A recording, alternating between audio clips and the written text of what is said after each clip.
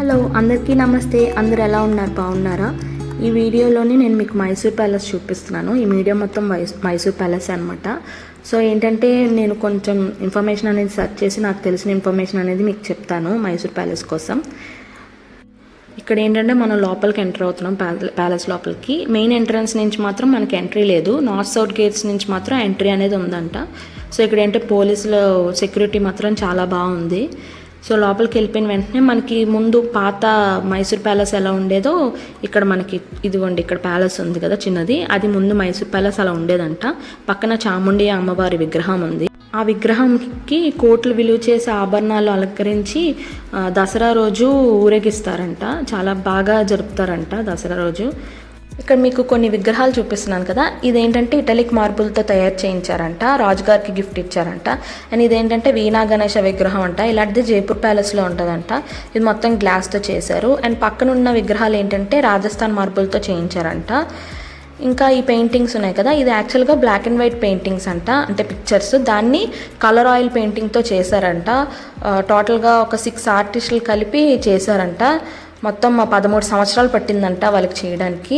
కానీ ఇక్కడ ఉన్న వాళ్ళ ఫేసెస్ అయినా, యానిమల్స్ ఫేసెస్ అయినా, మొత్తం హౌసెస్ అయినా ఏది అంటే మొత్తం రియల్ అంట. ఏది మనకి నచ్చినట్లాగా గీసేయడం, ఏదో ఒక బొమ్మలు గీసేయడం మాత్రం అలా చేయలేదంట. మొత్తం ఆ ఫేసెస్ అందరివి రియల్ అంట.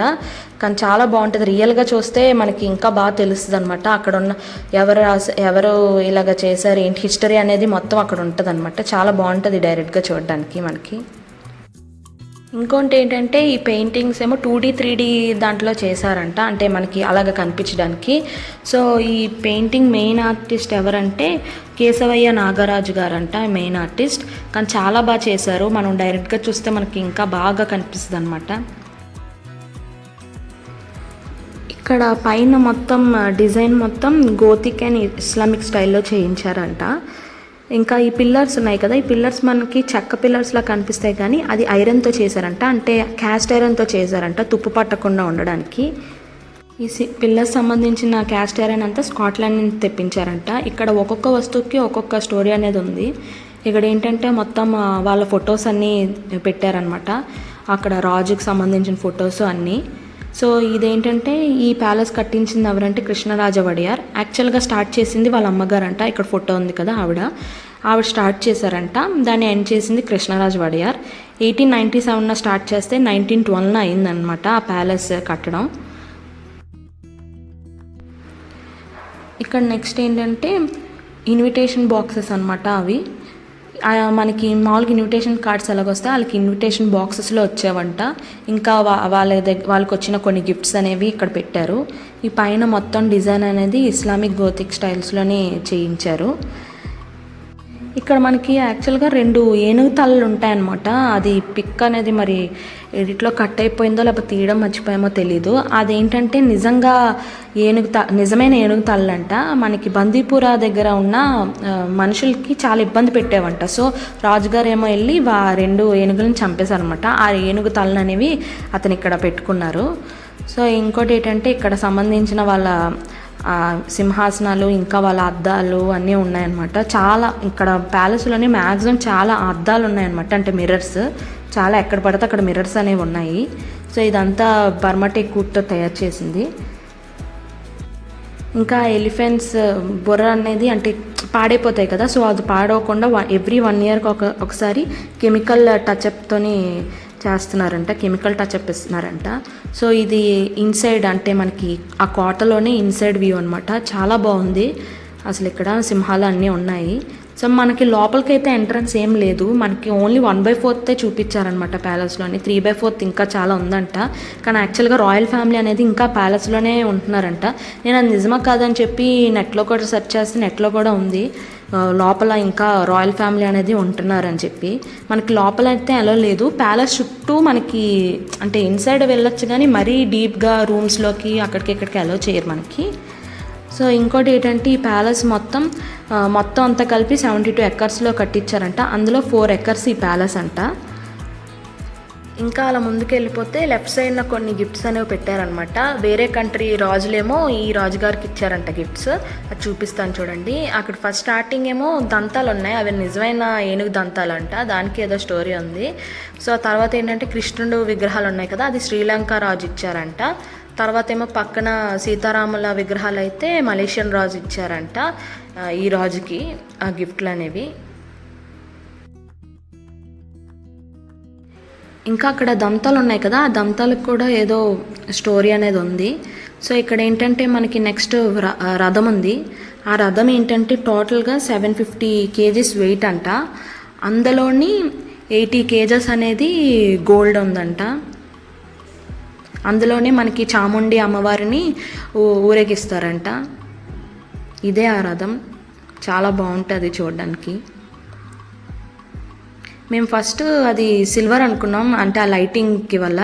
తీరగా అక్కడ మేము చదివేటప్పటికి అక్కడ గోల్డెన్ అని ఉంది కదా, అది గోల్డ్ అనమాట మొత్తం.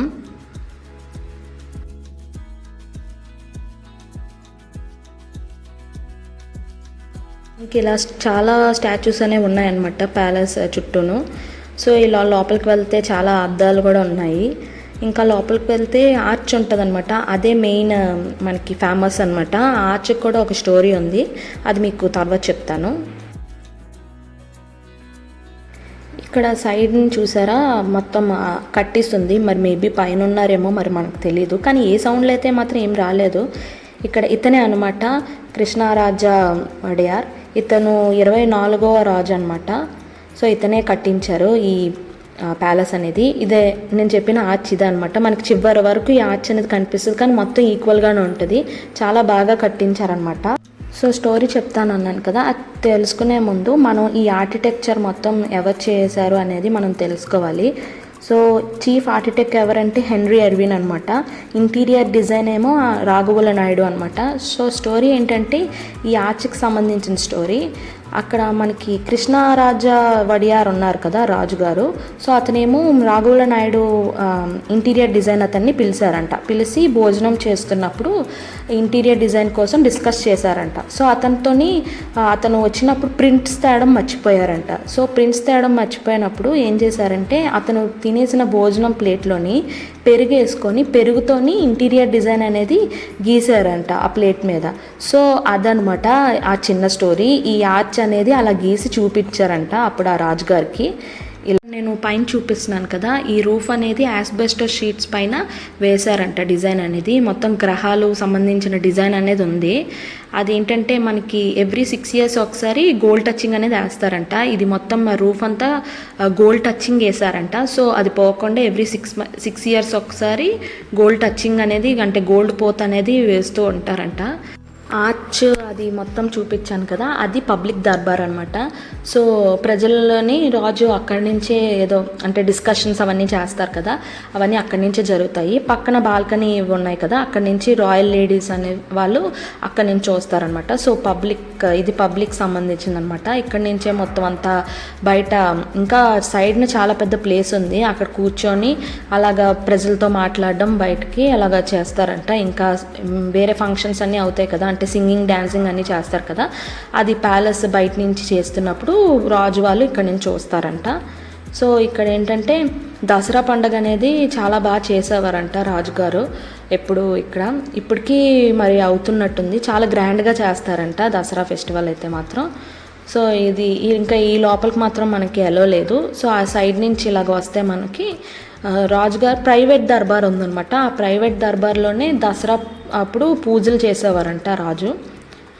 చూపిస్తాను చూడండి. ఇదేంటంటే పైనుంచి మేము అంటే లోపల ఇన్సైడ్ ఏముందో చూడడానికి మేము చిన్న క్లిప్ తీసాము. అక్కడ కూడా సేమ్ ఇంతే ఉందన్నమాట ఆ విండో నుంచి తీస్తే. ఇంకోటి ఏంటంటే మనకి ఇటు సైడ్ నుంచి వెళ్తే ఒక లిఫ్ట్ ఉంది.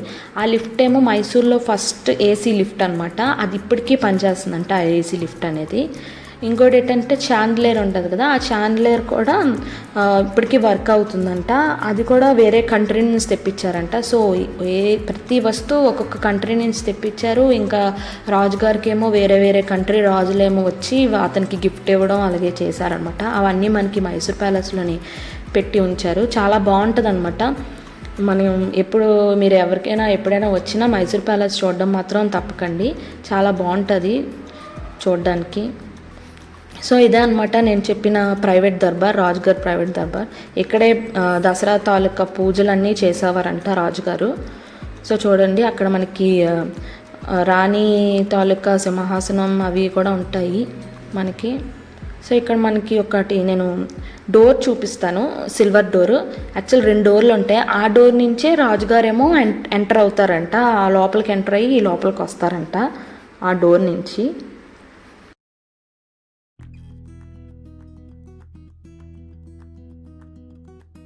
ఇక్కడ చూసారా రాణిగారి ఫోటో ఉంది, అంటే ఆవిడ ప్లేస్ ఏమో మరి అది, అంటే ఎవరిది వాళ్ళ ప్లేస్ ఇలా ఉంటుంది, ఇలాగ ఉండేవారు అన్నట్టు మనకి ఫొటోస్ పెట్టి అలాగే చూపించారు. ఇదే ప్రైవేట్ దర్బార్. ఇక్కడ 2 డోర్స్ ఉంటాయి, సిల్వర్ డోర్స్. ఆ డోర్స్ నుంచి ఎంటర్ అయ్యేవారంట.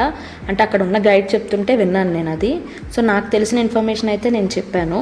అండ్ మైసూర్ ప్యాలెస్ అసలు నేమ్ ఏంటంటే అంబావిలాస్ ప్యాలెస్ అంట. ఈ మైసూర్ ప్యాలెస్ మొత్తం ఏ స్టైల్లో చేశారంటే ఇండో సెరసెనిక్ స్టైల్లోని ఇస్లామిక్ రాజ్పుట్ స్టైల్లో చేశారంట. అక్కడ మీకు మైసూర్ ప్యాలెస్ బయట విండోస్ కనిపిస్తున్నాయి కదా, ఆ విండోస్ అయితే మాత్రం అది రాజస్థానీ స్టైల్లో చేయించారంట. సో ఒక్కొక్కటి ఒక్కొక్క స్టైల్లో ఉందన్నమాట. కానీ చాలా బాగుంది మైసూర్ ప్యాలెస్ అనేది. కానీ సెక్యూరిటీ ఉన్నది, ఎక్కడ పడితే అక్కడ, లోపలికి మాత్రం ఎంట్రీ లేదు, చాలా కట్టేసి ఉంచారనమాట. సో ఇదేంటంటే మేము ఇంకా అయిపోయింది మైసూర్ ప్యాలెస్ చూసి బయటకు వచ్చేసినాం. బయటకు వచ్చేసినప్పుడు మనకి లెఫ్ట్ సైడ్లోని ఏనుగు సంబంధించిన ఇవి అన్నీ ఉంటాయి. అది దసరా రోజు ఏనుగులకి అలంకరించి తిప్పుతారంట. చూడండి మీకు కనిపిస్తుంది.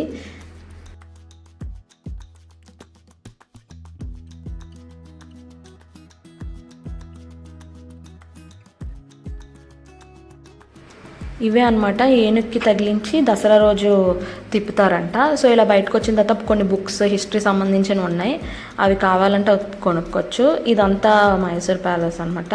పక్కన రెసిడెన్షియల్ కూడా ఉందంట. మేము అటు సైడ్ వెళ్ళలేదు, ఇంకా ఇది చూసుకొని ఇంకా మేము బయటకు వచ్చేసాం. సో చాలా బాగుంటుంది మైసూర్ ప్యాలెస్ అనేది. నేను పబ్లిక్ దర్బార్ అన్నాను కదా, ఆ పబ్లిక్ దర్బార్ నుంచి బయట ఏరియా మొత్తం కనిపిస్తుంది. ఈ ఏరియా దగ్గరికే ప్రజలు వచ్చి రాజుతో మాట్లాడేవారు అనుకుంటా. సో మనకి అక్కడి నుంచి కనిపిస్తుంది అనమాట. ఇది చాలా పెద్ద ఏరియా. సో ఈ ఏరియాలోనే సింగింగ్, డ్యాన్సింగ్ అవన్నీ అయ్యేవేమో, అంటే పాతకాలంలో అయ్యేవి కదా, అవన్నీ ఇక్కడ అవుతాయి. సో ఇదనమాట మైసూర్ ప్యాలెస్. సో దీని తర్వాత మేము కొంచెం షాపింగ్ చేసి బెంగళూరు అనేది రిటర్న్ అయిపోయాం. ఊటీ సిరీస్ అనేది ఇంక కంప్లీట్ అయిపోయింది. ఈ వీడియో మీకు నచ్చినట్టయితే please like, share and subscribe. Thanks for watching. Keep supporting. Bell icon press చేయడం మాత్రం మర్చిపోకండి. Bye bye.